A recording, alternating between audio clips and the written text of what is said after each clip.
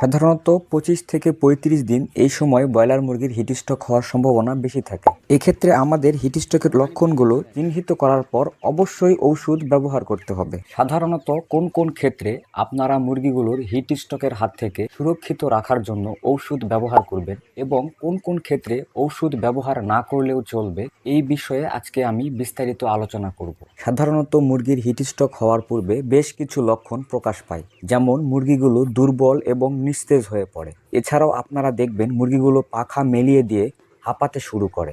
এছাড়াও আপনারা লক্ষ্য করে দেখবেন মুরগিগুলো কিন্তু ঘন ঘন শ্বাস নেয়। এতে করে মুরগির শরীরে অক্সিজেনের পরিমাণ কমে যায়। আর মুরগিগুলোর শরীরে যখন অক্সিজেনের পরিমাণ কমে যায় তখন কিন্তু মুরগিগুলোর হিট স্ট্রোক করার সম্ভাবনা অনেক পরিমাণে বেড়ে যায়। এছাড়াও আপনারা লক্ষ্য করে দেখবেন মুরগিগুলোর হিট স্ট্রোক হওয়ার পূর্বে মুরগিগুলোর পায়ের ভারসাম্য থাকে না, যার ফলে কিন্তু মুরগিগুলো বডির উপর ভর দিয়ে ফ্লোরের মাঝখানে বসে থাকে এবং